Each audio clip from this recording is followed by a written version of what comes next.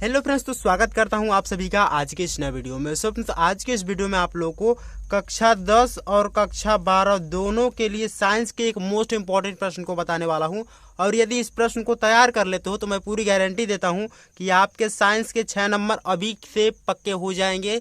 पूरी गारंटी के साथ मैं बोलता हूं, क्योंकि ये प्रश्न आपके एग्जाम में हर साल पूछा जाता है। मैं इस प्रश्न को केवल बताऊंगा ही नहीं, आपके बोर्ड एग्जाम की जो पेपर कॉपी होती है उसमें लिख के डायग्राम सहित समझाऊंगा भी। तो वीडियो को पूरा जरूर देखिएगा, एक एक चीज़ों को अच्छे से समझ लीजिएगा। आपको 6 नंबर पक्के करने हैं, तो इसलिए मैंने यहाँ पे पहले लिखा है कि पेपर में ऐसे ही लिख कर चले आना आप सभी। यहाँ पे लिखा है कि सेम टू सेम यदि ऐसे आप लिखते हैं तो आपका 1 नंबर भी नहीं कटेगा, पूरी गारंटी है। 6 में 6 मार्क्स पूरे मिलेंगे। और ये क्वेश्चन आपके लिए मोस्ट इंपॉर्टेंट है। देखिए क्वेश्चन क्या है कि मादा जननतंत्र के विभिन्न भागों का सचित्र वर्णन कीजिए।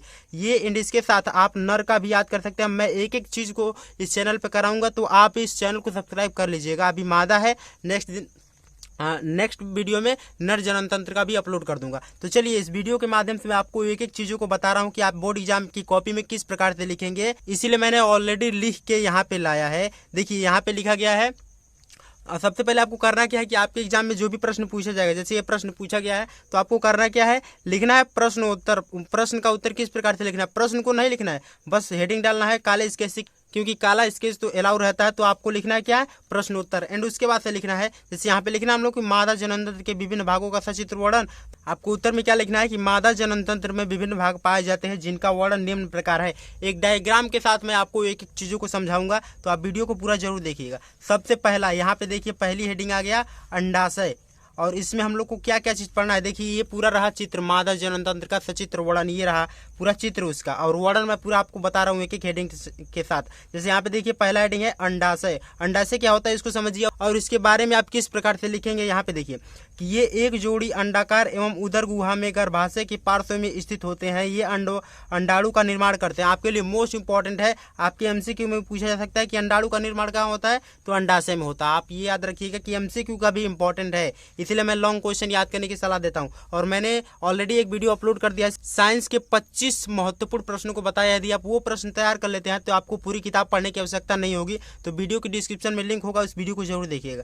देखिए यहाँ पे देखिए अंडाणु का निर्माण कहाँ होता है, तो अंडाशय में। एंड उसके बाद तथा यह मादा हार्मोन्स एस्ट्रोजन का श्रावण करता है। मादा हार्मोन्स जो एस्ट्रोजन होता है उसका श्रावण कौन करता है, तो अंडाशय। अब देखिए यहाँ पे अंडाशय क्या है, तो यहाँ पे रहा, ये रहा अंडाशय। और इसमें किस चीज का निर्माण होता है, तो अंडाणु का। ये रहा आपका पहला एक्सप्लेनेशन। उसके बाद से देखिए चित्र का दूसरा वाला भाग है अंडवाहिनी। इसे हम लोग क्या क्या चीज और बोलते हैं। यहाँ पे देखिए अंडवाहिनी क्या होती है कि ये कीपनुमा झालदार संरचना होती है। तो इसका अधिकांश भाग फैलोपियन नलिका कहलाता है। इसे फैलोपियन नलिका भी बोलते हैं। अंडवाहिनी के साथ इसका नाम डिम्बवाहिनी भी है। अब यहाँ पे देखिए किस प्रकार से मैंने लिखा है, तो देखिए फैलोपियन नलिका। मैं यहाँ पे चित्र भी आपको दिखाता चल रहा हूँ, चित्र भी आप देखते रहिए। ये रहा आपका चित्र, तो आप यहाँ पे चित्र भी देखिए और एक एक चीज़ों को समझते रहिए। देखिए ये रहा, देखिए ये है अंडवाहिनी, इसे हम लोग डिम्बवाहिनी भी बोलते हैं। और यहाँ पे देखिए लिखा कि फैलोपियन नलिका पर ही नर युग्मक के शुक्राणु व मादा युग्मक का संलयन होने से निषेचन की क्रिया होती है। अब देखिए अंडाणु और शुक्राणु का जो संलयन होता है वो कहाँ होता है, तो अंडवाहिनी अर्थात फैलोपियन नलिका में ही होती है। तो यहीं पे क्या होता है, संलयन होने के बाद से निषेचन की प्रक्रिया संपन्न होती है। ये रहा इसका दूसरा टॉपिक। और तीसरा वाला क्या चीज़ है, तो यहाँ पे है गर्भाशय। तीसरा वाला गर्भाशय ये रहा, आप चित्र में भी देखते रहिए एक एक चीज़ों को, गर्भाशय। अब इसके बारे में हम लोग क्या लिखेंगे कि यह 7.5 सेंटीमीटर लंबा, 3 सेंटीमीटर चौड़ा व 3 सेंटीमीटर मोटा व 5 सेंटीमीटर चौड़ा खोखला एक उल्टी नाशपाती की आकार का होता है। भ्रूण का भरण पोषण यहीं पर होता है। इसका अंतिम भाग योनि कहलाता है। ये रहा आपका गर्भाशय। गर्भाशय के बारे में आप इतना अपने एग्जाम में लिख देंगे। एक एक चीज़ों को अच्छे समझिए। मैं 6 नंबर का प्रश्न आपके लिए बता रहा हूँ, क्लास 10th और 12th दोनों के लिए मोस्ट इंपॉर्टेंट क्वेश्चन है।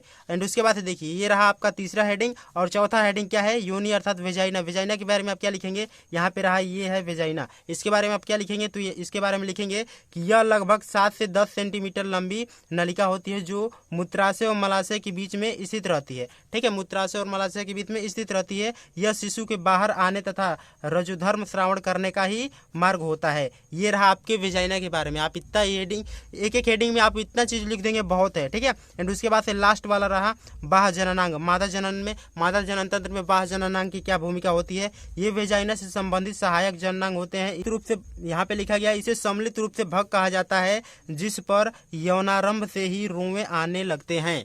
ये रहा आपका पूरा मादा जनन तंत्र का सचित्र वर्णन। मैंने एक एक चीज़ों को अच्छे से आप लोगों को बता दिया कि किस प्रकार से आप अपने एग्जाम में लिखेंगे। और हाँ, एक दिन के बाद मैं इस चैनल पे एक पूरा आपका मॉडल पेपर अपलोड करने वाला हूँ, पूरी कॉपी को लिख के कि आप बोर्ड एग्जाम में किस प्रकार से लिखेंगे और मैंने किस प्रकार से लिखा था कि मेरे साइंस में 96 मार्क्स आए थे क्लास 10th में। ठीक है, तो एक एक चीज़ों को अच्छे से समझिएगा, मैं आपको एक एक तरीका अच्छे से बताऊंगा, तो इस चैनल को सब्सक्राइब कर लीजिएगा। तो ये रहा पूरा मादा जनन तंत्र का सचित्र वर्णन। एक एक चीज़ों को अच्छे से देख लीजिए और एक एक चीज़ों को अच्छे से याद कर लीजिएगा।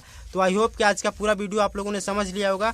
यदि इसके बावजूद भी आपको किसी भी प्रकार का कोई भी डाउट हो किसी भी टॉपिक में, तो आप मुझसे कमेंट में बता सकते हैं। मैं एक एक चीज़ों को आपको बताने का प्रयास करूंगा। और हाँ, चैनल को सब्सक्राइब कर लीजिएगा, क्योंकि ऐसे ही वीडियो आपको इस चैनल पे देखने के लिए मिलते हैं, बोर्ड एग्जाम से रिलेटेड सभी वीडियो। तो मिलते हैं नेक्स्ट वीडियो में, तब तक के लिए धन्यवाद। जय हिंद, बाय बाय।